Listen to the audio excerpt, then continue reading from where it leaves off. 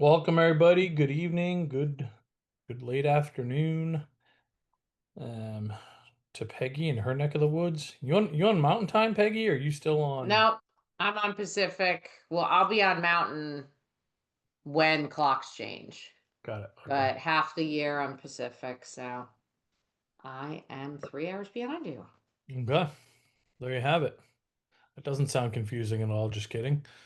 Mm. Um, okay, so we'll do kind of quick introductions, some quick housekeeping stuff. We cover a lot tonight because this is a fairly involved conversation, and there's a couple of different things we want to make sure we hit on. We'll spend very little bit of time talking about appeals, but we still want to flag it. We've never talked about appeals this late in the season, but this year is unique to any year that I've been in this business in the last 20 years. So we'd be wouldn't be doing our jobs not to flag it. Then we're going to talk about, okay, what's the timing of this? When should I use what resources? And then finally, if I have to borrow, which most of us do, what are best practices there? And then we'll leave you tonight. We're doing something brand new that was largely came to life based on our team's feedback, our pros' feedback to say, look, we can still provide a ton of value to families at this later stage of the game. So we came up with something that we're really excited about. We're doing a special promotion around it tonight. So make sure that you stay on for the end because in our small sample size, we've just had amazing success with this and working, kind of one-on-one with families here. So my name is Matt Carpenter. I'm a founder at College Aid Pro. I'm here in on the North Shore, as we say, just north of Boston. We have an office in Salem, Mass. My buddy Peggy, the fairy godmother of financial aid, the budget queen herself, is at her new digs down out there in Tucson, Arizona. Originally a Jersey girl. Did a couple stints, couple tours, Peggy, right? A lot of Recently, tours all yeah, over the country, but most recently. last major Yeah. tour was Seattle, so. There you go. Um, but look, that's what we're going to talk about tonight. Please fire away with your questions. We want to make this interactive. It doesn't have to be completely related to what we're talking about. It can be personal. You can be anonymous in the Q&A, but please fire at will because I'm confident we'll have an answer for you. Sometimes we get questions like, "Hey, what's the lowest loan that my family can get?" We would need more context to be able to give you a firm recommendation. You'll learn why as we talk through this tonight. But Peggy, my dear, why don't you say hi and we can kind of get rolling. Yeah, I'm already answering a great question. There you go. Um, all right, yeah, so my name is Peg Keough. I've been doing this for a while, came from the financial industry, and have twins who went to college. They're done. I've been through this as a parent and I get it as a professional. So this piece, you're almost done. You're not totally done yet. So this piece is really important and planning out. Somebody just asked, should I use my 529 before the grandparents? Like there's just a lot of moving pieces right now. And so that's why we keep showing up for everybody to help you with this last, like we call it, how to pay, how to borrow if you need to borrow. So we um, we are delighted to be here. This is what gets us out of bed. So, couple housekeeping things. I don't think Matt said it, but please put your questions in the Q&A versus the chat. You could be anonymous, and that's where we're going to be.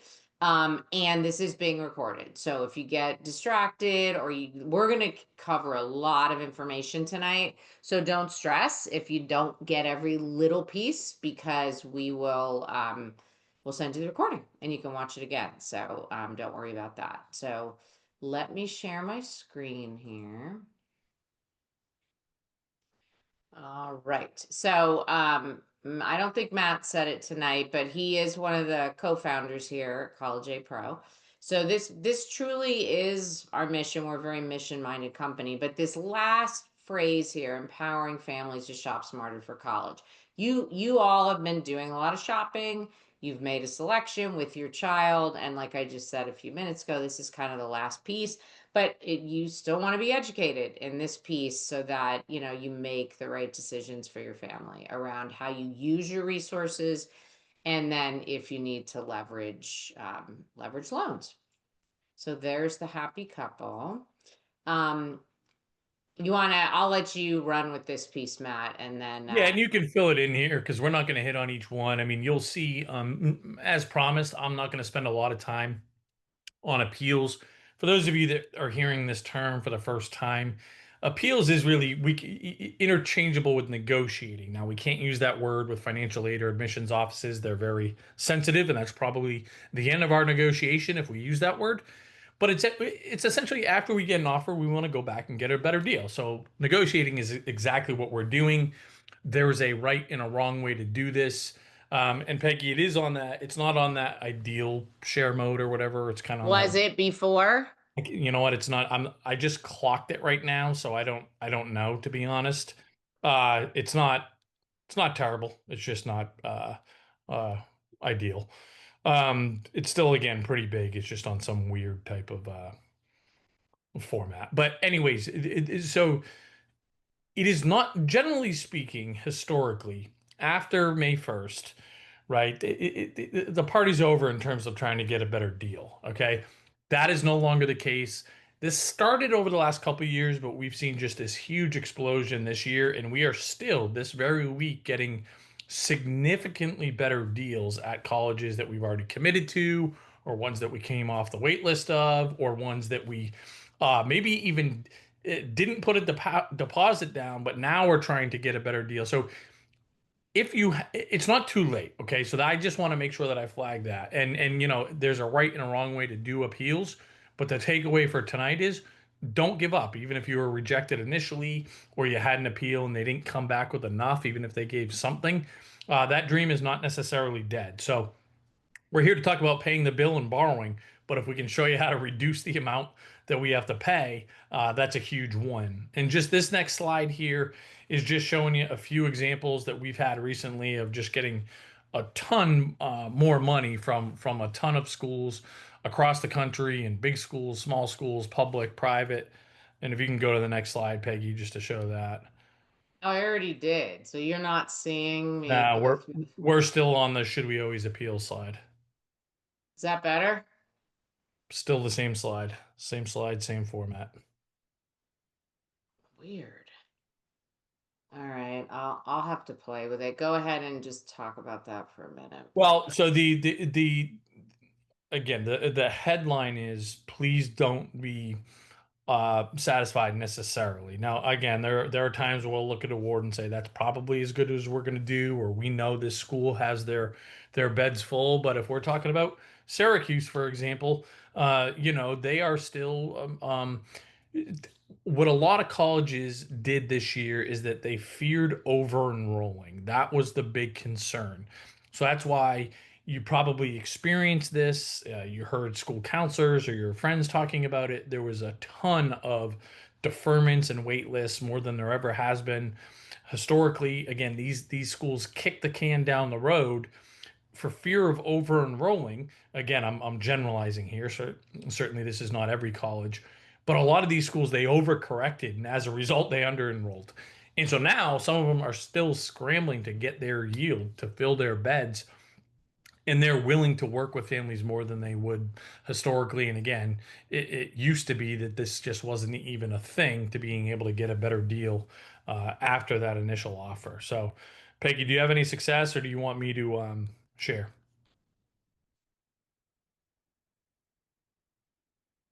Can Yeah, you hold give it? on, Matt. I'm just messing with my display settings. I'm trying to.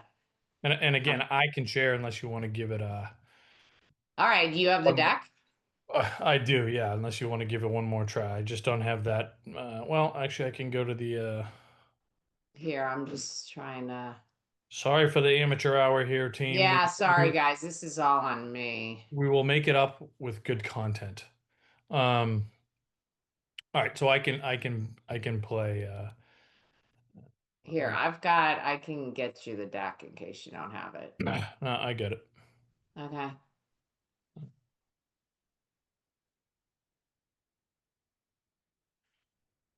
Okay. Okay, so this is just an example again. Where you see all the different schools and some huge dollar amounts, and again, these are just kind of recently here. A lot of schools still playing ball is the headline there. So, Okay, Peggy, I'll let you take it away. So let's get into kind of the timeline of this. I mean, it's game time. We're in this, right? It's May. I'm going to talk about payment plans in a few minutes, but if you choose to do a payment plan, those payments could start relatively soon.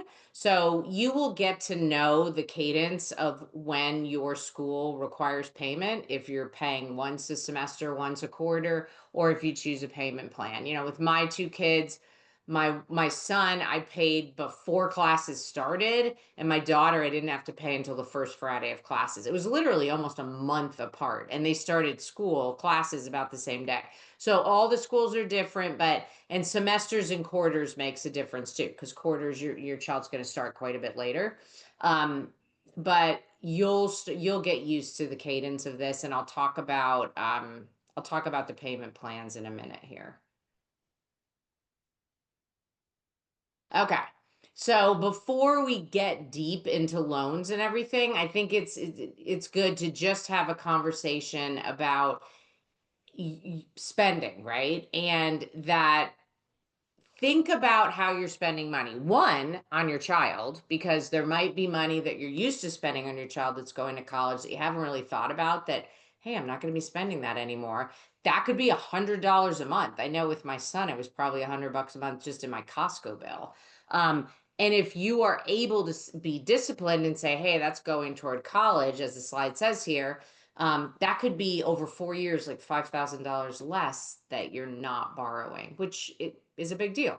With interest and everything, that's a big deal. So you want to start thinking like that. I mean, it's May. If you have a budget and that doesn't make you cringe, you can look through it and see if there's some places, sometimes people, I know I've said to my husband, we're subscribed to all these different streaming things. We need to sit down and look at that. Are we watching all of them? How much are we actually spending? Right? So it's kind of that line of thinking. Okay. Again, it's an opportunity to maximize efficiency, and we just kind of call it your financial junk drawer. I kind of picture my drawer at my desk in my kitchen where there's just all this crap thrown in there. Just start thinking about that. If you're married, sit down with your spouse and think about, are there any places where not dramatically change your lifestyle, although if that's something you choose to do, you can do that too, but just try and clean things up, if you will, and that might help have a little extra money to put toward college. And I mean, the reason why we show that kind of previous slide is like to me, it's very motivating to say, if I can free up $100 a month, that's $5,000 less that me or my kid has to borrow. So, because again, $100 on an island, you're like, who cares? That doesn't move the needle. But I think in that context, is just very motivating. So we'd encourage you to lean into that. Okay, so let's take a minute and talk about these payment plans. If you're thinking, I don't think my school, my son or daughter's school offers that, they most likely do. It just isn't in front of you. So you want to look into it. A lot of schools will put it on that financial aid award letter below the award and say, hey, we have payment plans, because they want you to be able to pay, right? So they're all a little bit different. There isn't one size fits all. Typically, there's an enrollment fee. And then after that, they're taking whatever you owe over a semester or a quarter and they're dividing it by 3 or 4. They're not charging 20% interest payments on it. You always want to check and read the fine print, of course, but that's typically not what they're doing. They're just trying to help families be able to pay. And most of them use third party institutions to do this. And also keep in mind, whatever you owe, you're not obligated to put that all on a payment plan. You might decide, hey, we've got a 529 from grandma. We're going to put that toward a certain amount, and then the rest we're going to put on a payment plan. It just helps a lot of people reduce the stress, right? Because you don't have to come up with a huge lump sum potentially twice a year. So if you haven't looked into that and you don't see information in your child's like financial portal, just reach out to the college, look on the website, and they most likely have a payment plan you can use. Okay, so now let's talk about these different resources that you may or may not have. So the first one at the top, UGMAs and UTMAs, these are basically gift or transfer to minor accounts. This used to be the only game in town to save for a minor before 529s that I'll talk about next.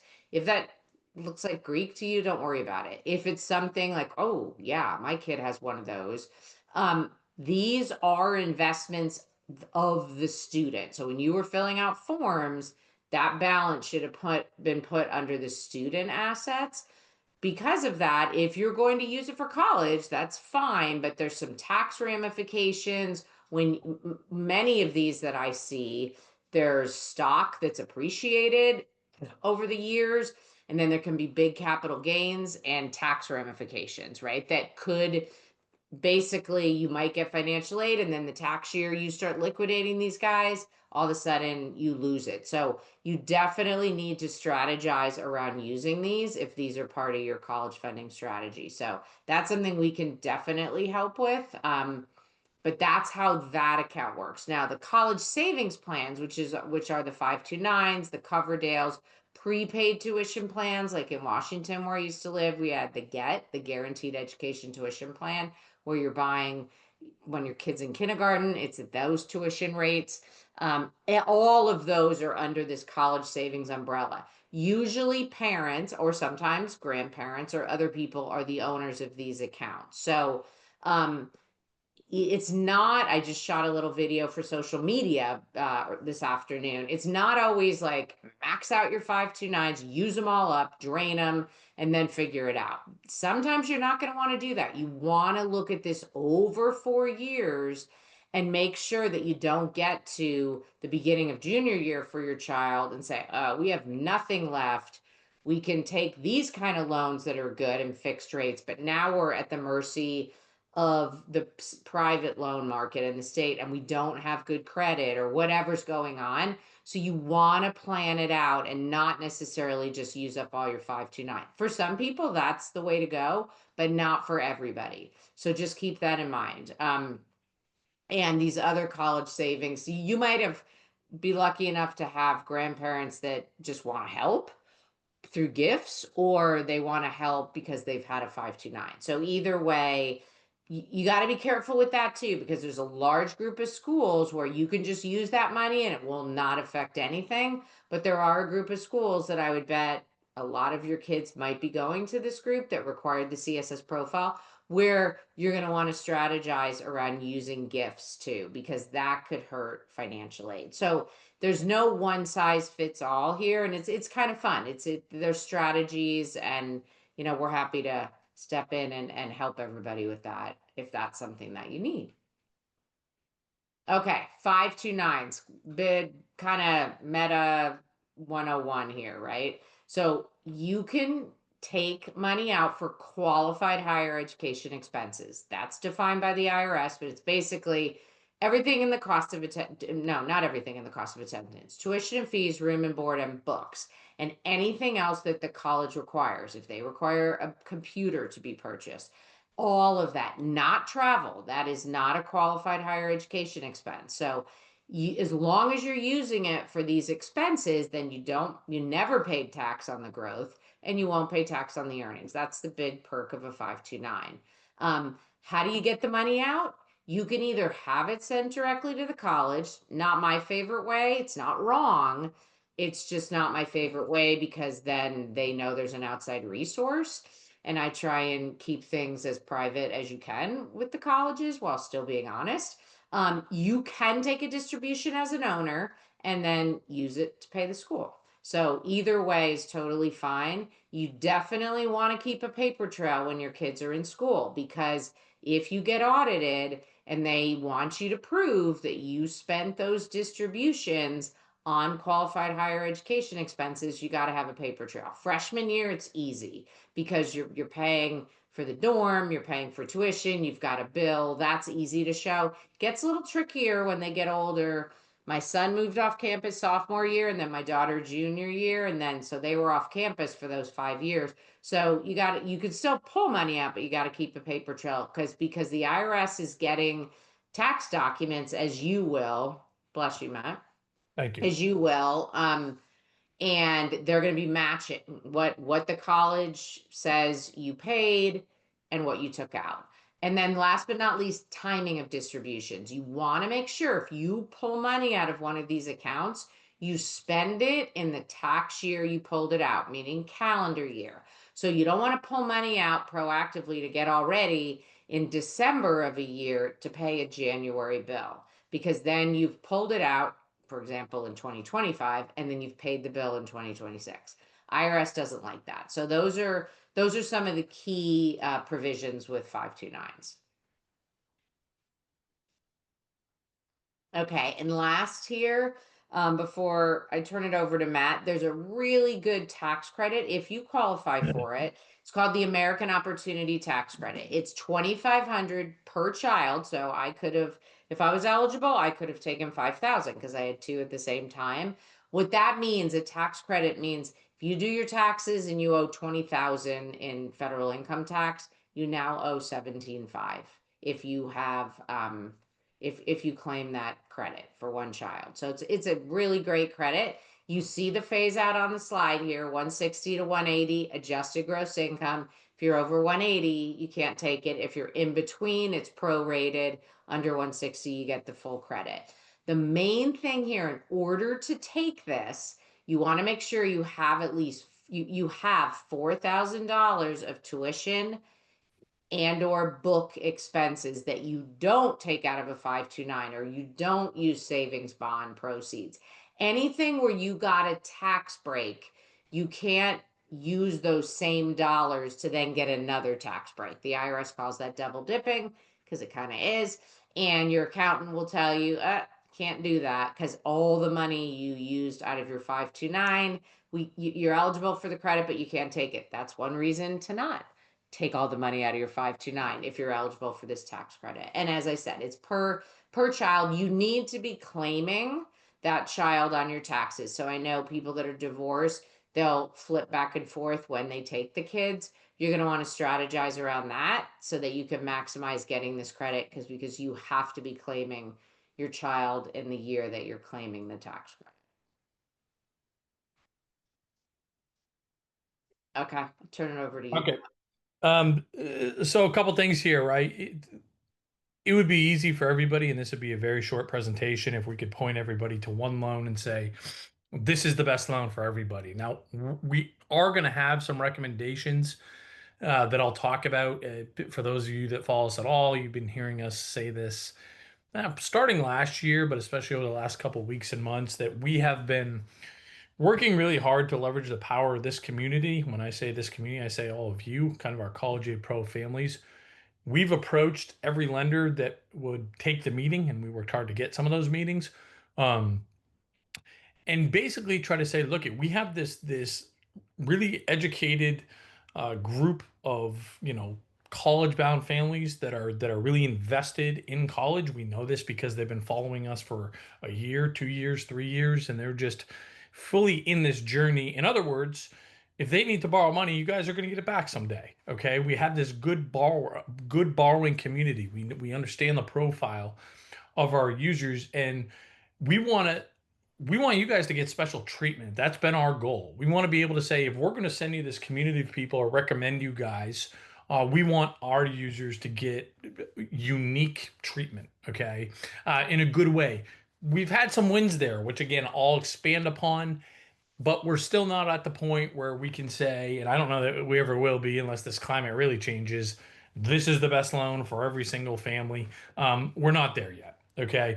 Um, but we're going to help you figure out what's the best solution for you. We're going to meet with a ton of families one-on-one after this presentation, right? Because I'm going to show you what that one-on-one meeting looks like when we break here. And when we have 10 meetings in a day, it'll be common that we recommend 7 different routes, maybe even 10 different routes. Again, largely based on a family's criteria, their borrowing criteria. We're going to help you figure out what that is.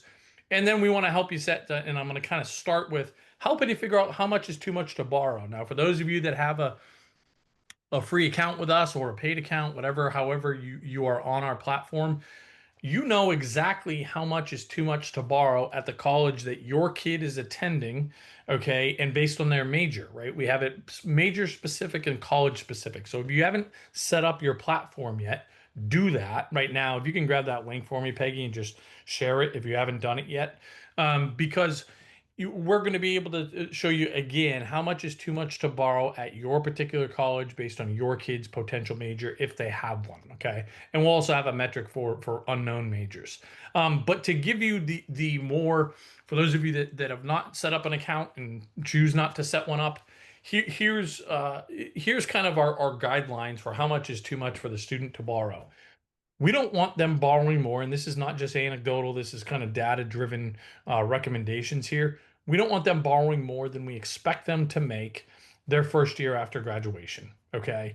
Total over the course of 4 years. So if your kid wants to go be an elementary school teacher, that's amazing, right? God knows we need more, great teachers. But the average starting salary for teachers is about 50K, which means we don't want the students borrowing more than 50K total over the course of 4 years. Okay, once it starts to be above that, the math just does not go in our favor. Whereas if your student is going to major in computer science, right now we're comfortable, okay, with them borrowing up to 90K. And again, the math still makes sense. So we just get this question all the time: how much is too much to borrow? How much do we borrow? The students, both. This is a good framework to look through. And if you're a younger parent, right, with younger students, whether you're just getting ahead of this and learning tonight, or you have a younger sibling, we have that information as you're before you even tour a campus. We can tell you how much the kid's going to borrow total, and does that align with their major in that particular college, right? Wouldn't that be nice to have that information again as we're building this list of colleges? So that's where we want to get to. We're going to talk through every type of loan. We're going to start with the federal loans. We're going to get into the private sector. We're going to touch on state programs, and then colleges loans themselves. And then Peggy's going to talk um, a little bit about the more alternative options, right? The less traditional, not your educational loans per se. So look at until further notice, this is still kind of the only universal recommendation that we're making for families, again, with maybe very few exceptions. Take advantage of this federal direct student loan that every single one of you is entitled to, so long as you've completed the FAFSA. The student can borrow up to $5,500 their freshman year, $6,500 sophomore year, $7,500 junior and senior year. So a total of $27,000 that the student can borrow that they are entitled to, okay, so long as you complete the FAFSA. They don't need established credit.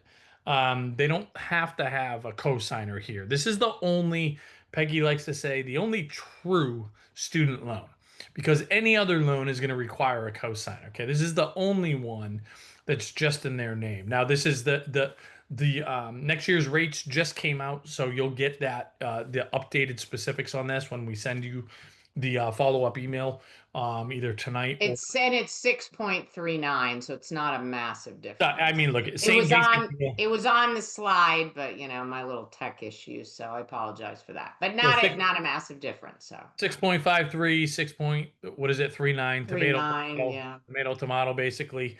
Maybe you'll pay $7 less in interest over the course of 4 years or something like this. But we recommend this to everybody. Why? Again, for some of the reasons I already mentioned, okay, in being that we don't need a cosigner, don't need established credit.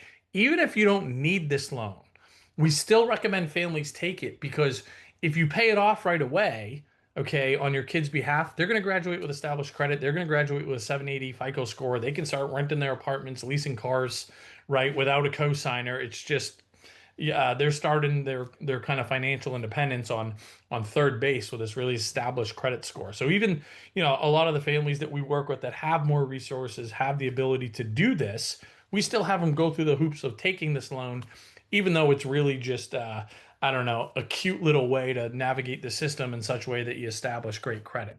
Another reason that you have to take this loan, if you are getting any need-based financial aid and you do not take all the federal direct student loan, you are running a massive risk of getting less financial aid in subsequent years. Because every college will look at that. They will say, hey, we gave this family $20,000 in need-based grants and a $5,000 loan last year. Did they take all of that loan? No, this family didn't take it. Okay, well, clearly they didn't need that $20,000 in grants we gave them. We'll reduce it by 5,000. Or if you want to appeal for more money in subsequent years, the first thing the appeal committee would look at, do these guys maximize their federal direct student loan? In short, don't outthink yourselves. Take this student loan. Okay. I want to just add with everything going on in the government, we were just talking about it on our podcast this morning. The subsidized version of the loan passed the House to be removed. It needs to go to the Senate, but just FYI, it's not going to happen for fall 2025, but it could very well happen for subsequent years. So just keep that in mind. Like and follow our college podcast. You would have known that Please do. if you were paying attention. But follow wherever you're listening to podcasts. It's college with an exclamation point. And Peggy and I get to swear on that, drop f bombs and stuff, and really let our hair down. So we got to keep it, professional in this setting. Well, except for tonight, right, Peggy? Except for when I can't make my PowerPoint work. Yeah, Yeah. that's right. So look, more news potentially to come along this federal borrowing program for parents called the Plus Loan. Okay, it might be getting reduced in a relatively significant matter, but again, we're not going to distract from tonight because if that's going to happen, like Peggy said, it's a year from now. So let's talk about what we know. This is the program for parents that want to send their kids to college. Just parents are on this loan. Okay, so if you want your kid to have some formal skin in the game when it comes to this particular loan, this isn't the loan for you. Okay, it's only the parents that are the borrower here. Pretty prohibitive interest rates. Again, the interest rate just dropped, I think 8.94% or something like that. Good job, Matt. You got it. There you go. Effectively, it's still a 9% interest rate fixed with the 4% and change origination fee. So again, effectively, we're borrowing at 10%. That's probably the biggest problem with this loan is the rate itself, right? It's not very competitive, especially if you have good credit. You're going to have a lot of options that are going to be better than the federal government. And you see what I said here. Yes, students can pay back the loan, but that's a handshake agreement between you guys. That is not formal at all. Why would we recommend this loan to anybody, or why would anybody? It sounds like I'm kind of trashing this federal government loan here. Number one, for some families, it's their only option. If you do not have a good credit score, the federal government is the most lenient in terms of signing off on allowing you to borrow this money. They are also the most flexible when it comes to repayment terms, right? Up to 25-year options, right? Which really so few other lenders have that long of repayment terms. And again, just more flexible options to choose from. A little bit less of come hell or high water, I better get my money. A little bit more like, okay, you lost a job, we'll allow you to pause payments. Again, the federal government, generally speaking, tends to have a little bit more flexibility, if that's the word. Then again, you're going to get in the private sector, right? Um, and again, for some of you, we may find that's our only options. Now, I think we feel a lot internally here that the state options are just not talked about a lot, and for some folks, they are going to be the best option, right? Now, there's about 20 states in the country that have a their own lending program, okay? And most of the states, you can only use them if you live in that state or your kid goes to school in that state, okay? So if we pick on let's pick on Vermont. Okay, they have a good a nice program, right? So if you're a resident of Vermont, your kid can borrow through VSAC. That's the name of their loan, whether the kid goes to school in Vermont or if they go to school out of state. Public school, private school, doesn't matter. You're a Vermont resident, you can use it. Well, let's say that you live in California, but your kid goes to UVM or goes to Middlebury, okay, or St. Michael's College. Well, even though you're a California resident, since your kid is going to college in that state, you can now borrow for them. So we want to look at the states in which we live and the states in which our kids are going to school. You see that I flagged three of these down here: Rhode Island, Massachusetts, Iowa, of all places. Ironically enough, anybody can borrow through these states programs. Doesn't matter where we live, doesn't matter where our kids going to school. So you can live in Arizona like Peggy, and your kid can go to UW where she used to live up in Seattle. You can borrow through Iowa, right? So we want to look at these because again, they are usually okay, and it's not hard to do, better interest rates than the federal government. Iowa is a variable interest rate, so that is not necessarily the case and could change. But we know right out of the gates, Massachusetts, Rhode Island, gonna have better rates than the uh, fixed rates than the federal government. Now, we're not going to have that same flexibility.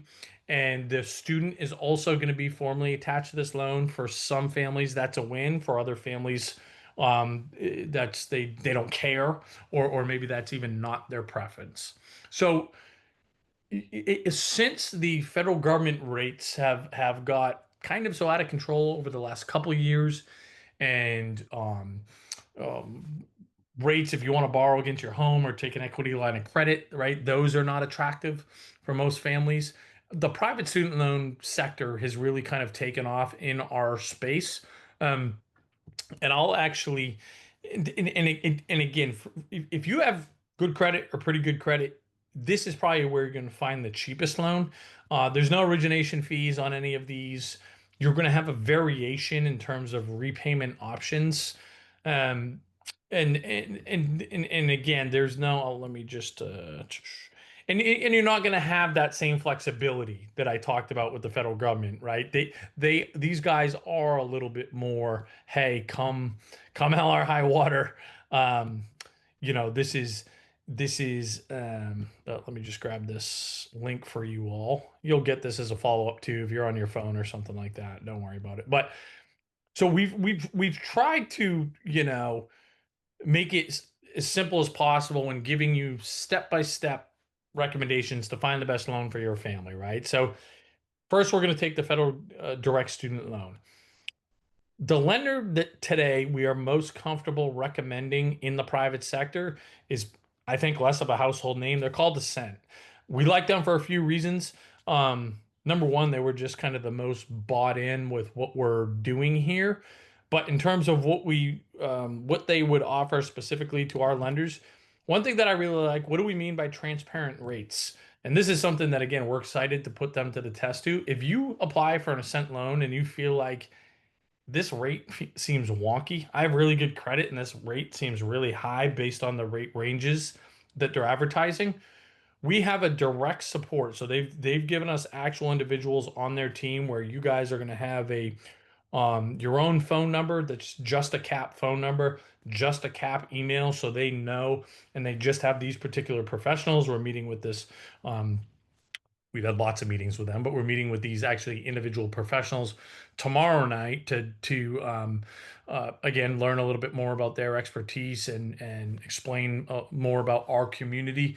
But you're going to have kind of a direct point of contact to say these, um, this rate seems off to me, and they're either going to give you an explanation that makes sense, and if it doesn't make sense, what you're going to do is you're going to ping us and you're going to say, "Hey, I got this wonky rate. I got an answer I didn't love."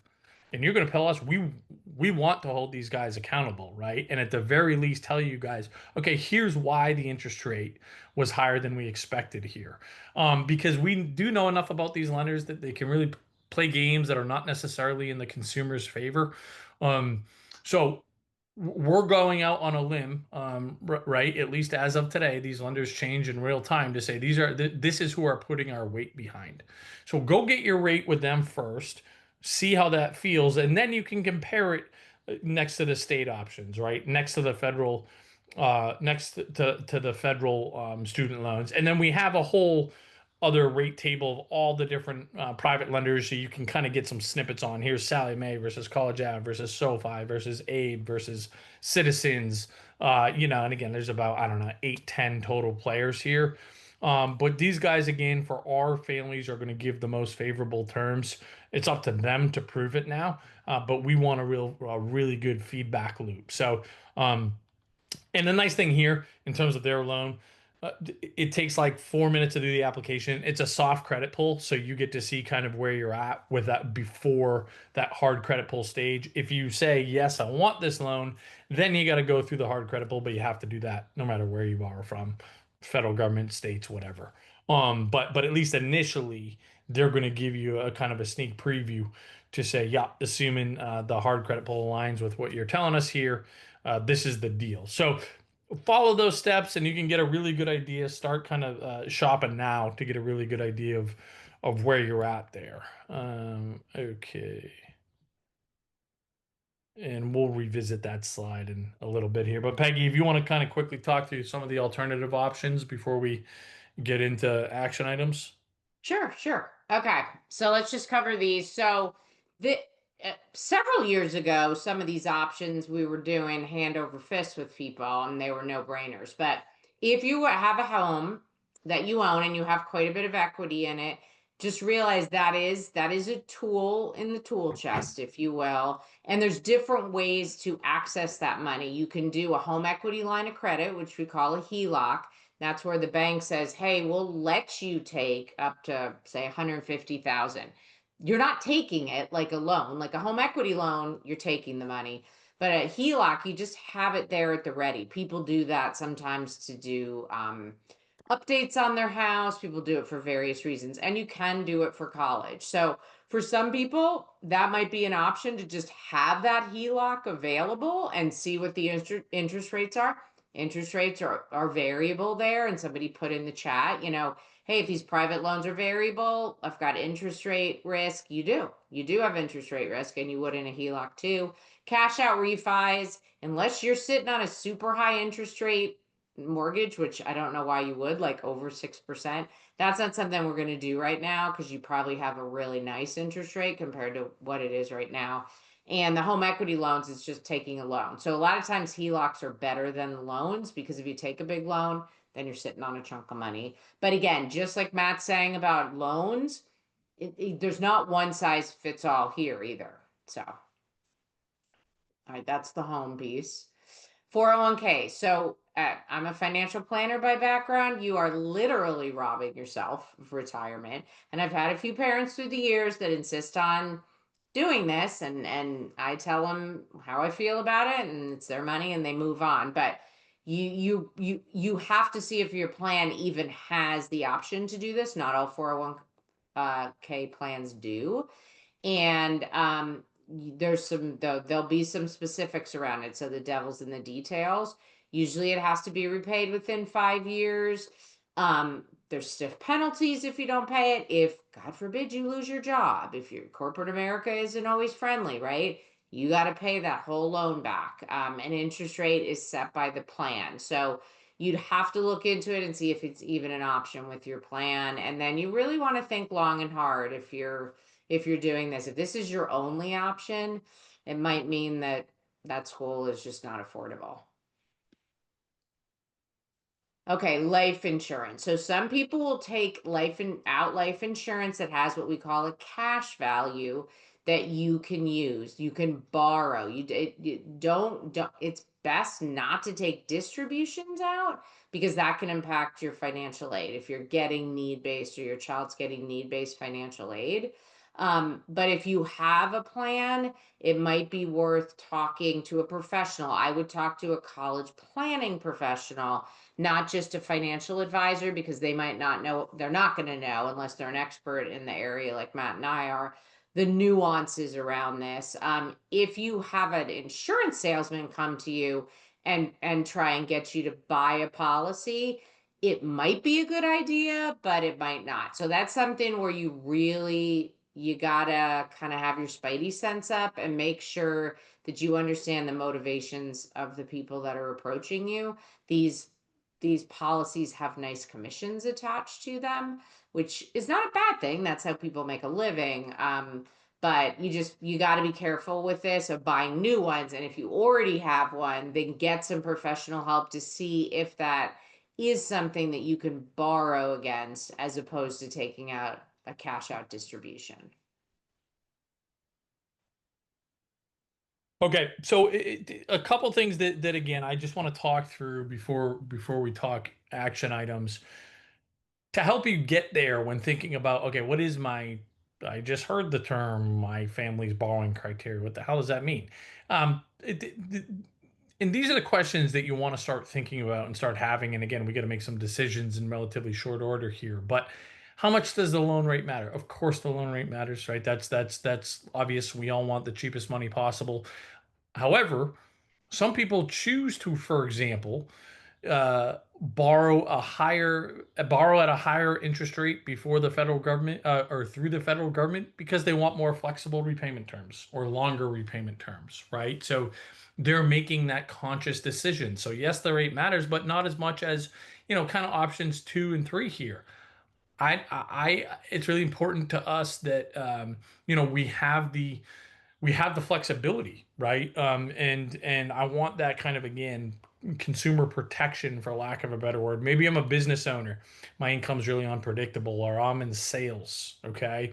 Um, this second point here: who should be on this loan and for how long? If you're a parent that says, "Look, I got to put three kids through school, and I just cannot be too leveraged. I'm not comfortable with that. I consider this to be the student's responsibility." That's fine. But that means you're almost going to have to be in a private student loan. And what you're going to do is you're going to feature these loans that have an early cosigner release, right? Meaning that a year after these loans are in repayment, you can be removed from that loan. That's a great feature for some families. Guess what? They're going to pay a little more interest to have that feature. So this is where we're going to start thinking about what levers do we want to pull? What do we value most? Because that's how we're going to kind of, by process of elimination, figure out which loan is best for our family, right? And again, three and four here more speaks to that. Um, are we willing to trade in a higher rate in exchange for the flexibility? And again, the term we use is kind of having insurance here. Home equity, this used to be something, I don't know, we can probably even remove it to this from this slide. We used to try to help people get out of their own way to say, well, I'm philosophically opposed to using the equity in my home. And I'd say, that's awesome. Now you're going to borrow at 10% instead of 2.75. So we trying to help people get over that, I don't know, philosophical hump. But guess what? Now the math doesn't make sense. So we don't need to really worry uh, about that. I think this is an important teaching point to kind of, this is the last slide before we talk action items, but most people are way too blasé about this decision because it's kind of like you're fatigued. We finally survived this process. We got into a college. We got to come up with X amount of money, just whatever. Sally Mae has emailed me 5,000 times in the last 48 months. So I'm just going to go with them. Okay. But this is an actual case study for a family that borrowed at 9% when they could have borrowed at 7%. Okay. And it cost them 60,000 more dollars. So this is real money here. Right. And so again, we're talking about 2%. 2% is not a big deal. Close enough. $60,000. They borrowed a total of 150,000. Sounds like a huge number. That's what I'm in Massachusetts here. To go to my state flagship university, it's 40K a year, right? So it's going to be cost if a family has to borrow all of that, it's going to be 170,000 when we bake in inflation here. So that you might look at that and be like 150,000 like crazy. That's state school, right? In state if we don't have any savings for college. So this is why it's so important to really um, not neglect, I guess, the magnitude of this kind of last decision here of how the hell are we going to pay for college, which kind of brings me to what we are really encouraging families to do tonight. And again, this is brand new, and we're just going to do it tonight. So we're going to recommend that we put together this kind of paying the bill package, but it's more than just that, right? We're going to make firm recommendations on here's how to use the 529, here's how much to use, here's how, when to use it. Do we do grandparents first? Do we do others? We're going to review your FAFSA and your CSS profile and your award letter, okay, and or your final bill if you have it yet. You probably don't from the colleges to make sure, because like I told you, we are still getting better deals from colleges, okay? currently. I actually saw somebody write in that they got a better offer today or is yesterday or something like that. So the first thing that we're going to do is say, can we immediately get your return on investment with what you invested for? This is a 75-minute meeting, and by the way, you can break this up if you need to, one on one with our experts.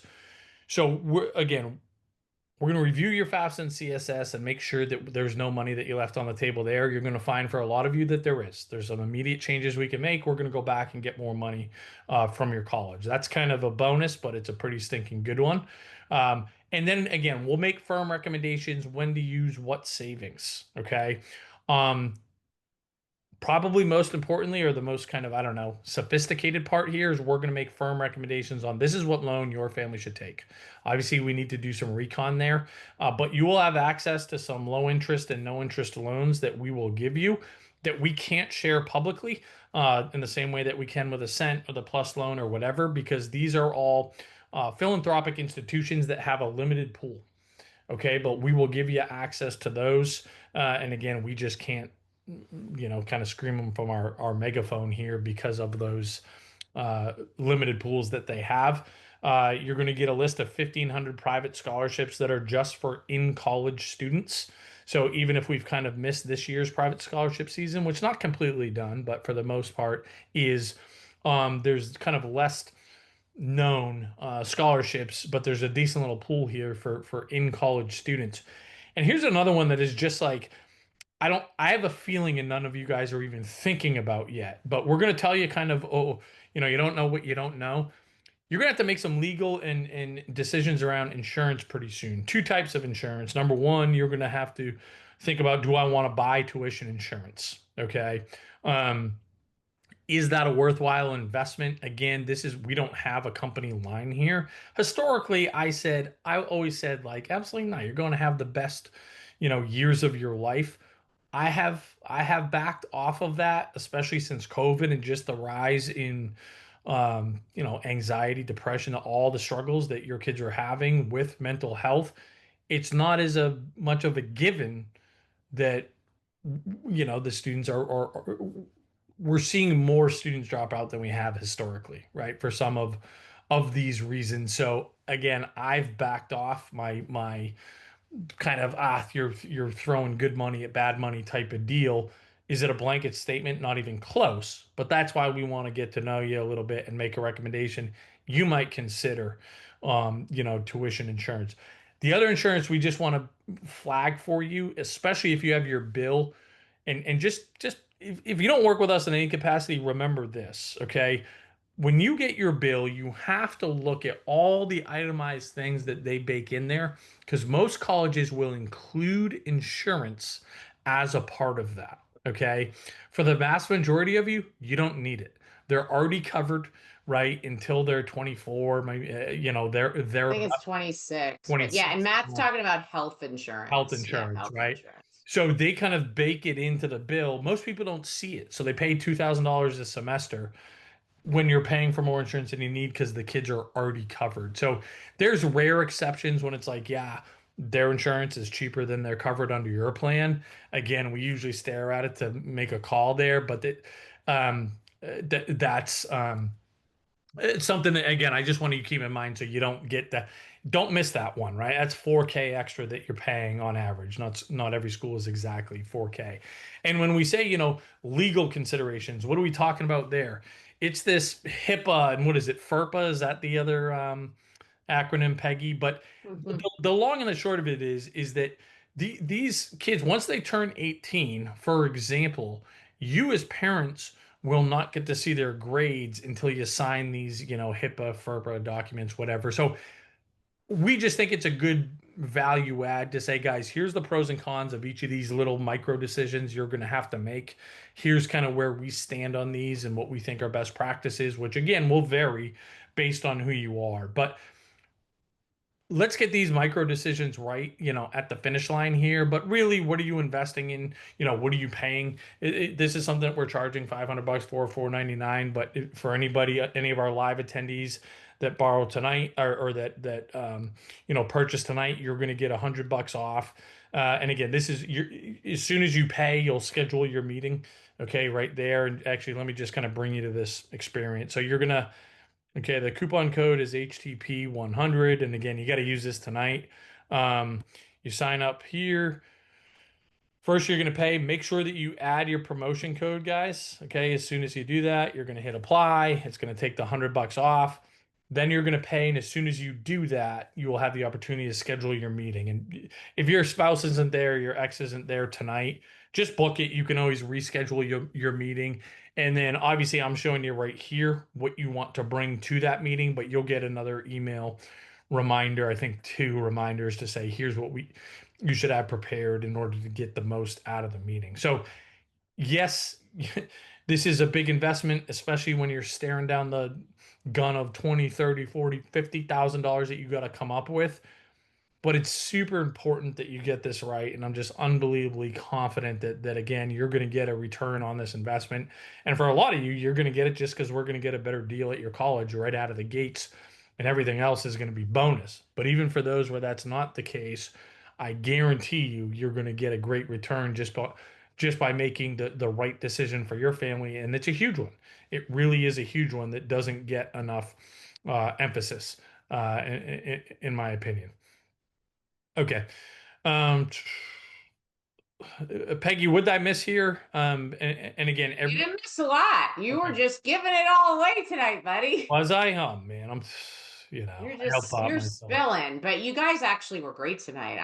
You kept me busy, man, with the Okay. questions. Yeah, a lot of great questions here. I mean, you guys are Yeah. asking great questions and you're showing up. And again, that's a great sign to me that like, yeah, we are taking this last part really seriously because I've always felt like I haven't done a good enough job creating, I don't know if the urgency is the word or the understanding that how important this last part of the decision is because I think most people are just cooked, man. I don't want to make it another decision. We know where we're going to college. I'm done, right? Whatever blender shows up in my inbox, that's where we're going. So, all right, Peggy, look at guys, book that tonight. You will thank yourselves if you don't feel like you got a great return on that investment.